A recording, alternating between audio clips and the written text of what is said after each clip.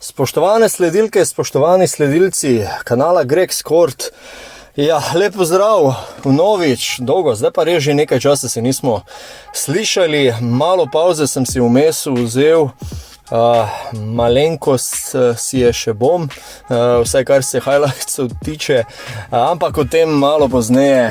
Pa sem vendarle sklenil, da se malo slišimo, malo pogovorimo, če ne drugega v komentarju, oziroma da sam dam nekaj informacij, nekaj viden glede novega začetka NBA sezone, odličnega Luka Dončića in tako naprej v svojem naslednjem monologu oziroma podcastu, kot nekateri temu rečejo. No. Skratka, če ste tukaj prvič ali že nekajkrat pa še niste uspeli klikniti tistega naroči se, vas zdaj prav lepo povabim, da tole storite, da boste podobnih analiz deležni še nekoliko več. Highlightsi malenko zdaj v zatonu, povem potem zakaj, ampak v vsakem primeru nekaj košarkarske zanimive vsebine že bo.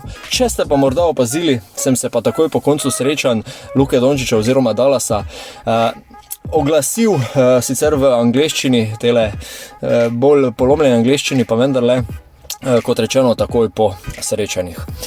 Zdajle prva tema, morda ste opazili na mojem kanalu, da takoj po srečanjih ne objavljam več highlightsov Luke Dončića. Kakšen poseben razlog? Ja, načeloma je.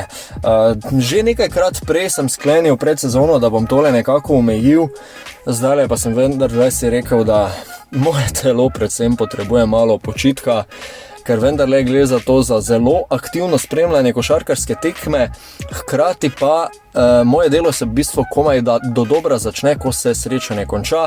Vemo, ob kateri uri se tekme dogajajo v Ligi NBA in vemo, da so urniki normalnega življenja preprostega Slovenca zelo pestri, predvsem če se gremo neke redne zaposlitve, ki se največkrat dogaja dopoldne. Mislim, da sem tukaj že dosti povedal. Hkrati pa moram že malo paziti na sebe, pa moja družina mora imeti malo več od mene, temu tako rečem. Dovolj o mojih problemih, samo tak intermezzo in pa pojasnilo, zakaj highlightsov trenutno ni. Luka Dončić, Luka fenomenale, Luka Magic, the incredible Slovenian clutch. Luka, še kakšen pridevnik? Spodaj vabljeni, da tudi vi zapišete svojega oziroma svoje mnenje o začetnih nastopih Luke Dončića. Bom probal, zdaj sem malo pretiraval, ali pa sem bil realen, ne vem. Če pogledam statistiko prvih dveh tekem ali pa če pogledam gola dejstva, ki so se dogajala v samih zaključih srečanj, v kakšne položaje je Luka spravil svoje moštvo in kako jih je izvlekel iz nekih kriznih situacij. 2-0, se pravi 2-2, v bistvu obe tekmi popolnoma zanimivo do same končnice in glej ga zlomka, kdo je bil glavni junak? Luka Dončić. Prvo srečanje, trojni dvojček, on in pa Nikola Jokić v prvem krogu z trojnim dvojčkom, v drugem dvojni dvojček, ampak 49 točk. Kakšnih? Na koncu 4-4 med za 3 v zadnji četrtini. S kakšno zadnjo trojko? 10 skokov, 7 asistenc na koncu, če se ne motim. Ampak ni samo to. Fant tudi dokaj solidno odigra v obrambi. Hkrati mu pomaga tale Grant Williams zelo dobro, nimamo kaj reči. Ampak če smo že pri obrambi, vse tista prva četrtina na uvodnem srečanju proti San Antonio Spursom sem že skoraj metal daljinca v televizijo, ker to je bilo samo nadaljevanje tistega, kar smo videli v prejšnji sezoni ob samem koncu. Kar je bila po mojem mnenju tudi eden izmed razlogov oziroma ena posledica, da se Dallas ni uvrstil v končnico, tale res katastrofalna obramba. Pa saj na začetku sezone zdaj ne zgleda nekaj bolje. Mogoče je bilo to bolj za opaziti v prvi četrtini proti San Antonio, 43 točk prijetih takoj. Do konca srečanja se to nekoliko popravlja, ampak še vedno preveč poroznosti, preveč prijetih košev. Le sreča, resnično le sreča, da ima Dallas Luko Dončića, pri kateremu to sem že tolikrat povedal, da mi že nekako zmanjkuje presežnikov, ampak znova in znova navdušuje. Če se mogoče v prvem srečanju nekoliko pešal med z razdalje, torej za 3, mislim, da je metal 4-11. Dajte me tukaj popravi, če se motim. V drugem srečanju 9 od 14, samo za 3. Mislim, to so številke, ki so res neverjetne, vse si jemlje te mete, vse vemo, vse to ni neka novost, ampak vendarle to so tako izjemne številke. Pa igra Luke je, da se res vprašaš, kje bi bil Dallas, če ne bi bilo Luke. Posebno se to vprašam zdajle, ko Kyrie Irving resnično ne blesti. Kyrie Irving je malenkost počasneje oziroma počasi za svoj standard začel tole sezono. Veliko več sem pričakoval od njega, predvsem v napadalnem delu. Njegove odločitve na terenu so zaenkrat nekako neprepričljive. No, bom temu rekel, dosega svojih 20 točk, ampak vsi veste, predvsem tisti, ki ste spremljali v živo srečanje ali pa morda v posnetku, da to ni Kyrie Irving, ki ga poznamo. Ne?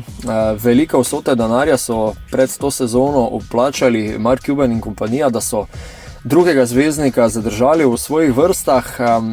Ne bomo zdajle vklapljali alarmov, gre za drugo srečanje, ampak nekako to nakazuje, da tale naveza Luka Dončić, Kyrie Irving, ki je bila opevana, od katere se je pričakovalo, ne vem kaj še vse, ne deluje. Dokler so tukaj zmage, kot rečeno, alarmov ne prižigamo, ampak upam, da še v nekakšni drugačni luči, vlogi in pa predvsem efektivnosti Kyrie Irvinga dobimo v naslednjih srečanjih.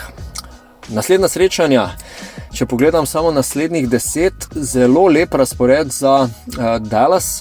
Mislim, da samo 2 na papirju težki srečanji, in sicer proti Denverju, pa še mislim, da tista bolj v temle mid-season tournamentu, novosti v ligi NBA.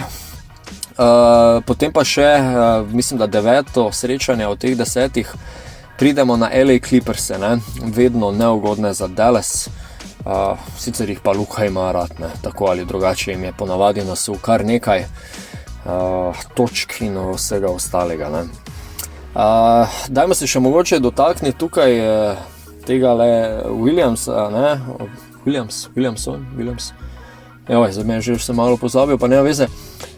Fant je bil pripeljan sem kot specialist za obrambo, sej pri Bostonu je tole dokazal, da gre za res izjemnega igralca v tem delu igre. Je že na nekaj tekmah pokazal, da bo nanj potrebno računati v tem delu igre, hkrati pa zadane tudi marsikatero trojko. To mi je všeč. Dereka Livelyja poizkuša na centru Jason Kidd. Zanimivo, na zadnjem srečanju je dosti prilagodil tega, ker v drugem polčasu sploh ni stopil na parket, ampak je Dwight Powell naredil svoje, na tem mestu treba podariti, resnično naredil svoje, tako da ni bilo potrebe. Lepo lovi, fant lepo lovi žoge, kakšen skok še mogoče pogrešam pri njemu, ampak govorimo o rukiju, ki bo dozorel v naslednjih letih, ne. To je dejstvo, mogoče bo kakšno tekmo ali pa celo kakšno sezono tukaj davek plačala ekipa, ker nekega resnega centra še vedno ni, kar mogoče najbolj zamerim moštvu oziroma štabu, ki to ureja. Ker vendarle za neko odmevnejšo vrstitev bo poseg po boljši okrepitvi v prihodnje, sem skoraj prepričan, da mora biti, kajti Luka ne more držati celotne ekipe na nivoju končnice, ne. To smo lepo lahko videli lansko sezono. Zdajle Jason Kidd, njegove menjave oziroma sama strategija mi še vedno ni toliko blizu. Zanimivo se mi zdi, da Luka ne igra več prve četrtine v celoti, ampak tam na 4-3 minute do konca le-te odhaja na klop in pa je nekako malo bolj svež v samem zaključku. Tole pozdravljam. Tole mi je ok, tole mi je v redu. Sicer pa samo igro nisem še zadovoljen, nikakor ne. Če Luka ne bi zadev tega, kar je, bi po vsej verjetnosti govorili o 2 porazih, pa proti zelo bogemu San Antoniju, no. Tale Wembanyama, prišlek, opevan novinec, je v bistvu eden izmed glavnih igralcev, zdajle tam top 3, top 4, pa še ni pripravljen po mojem mnenju na ta nivo, ne.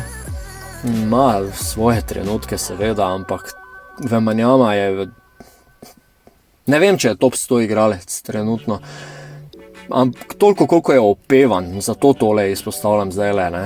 ker je pač ruki in je vse mogoče, ne vem kaj še vse, ne, ampak je Luka Dončić pri teh letih bil marsikaj drugega, kot je zdaj v Banjano, ne, ampak to so problemi drugega moštva.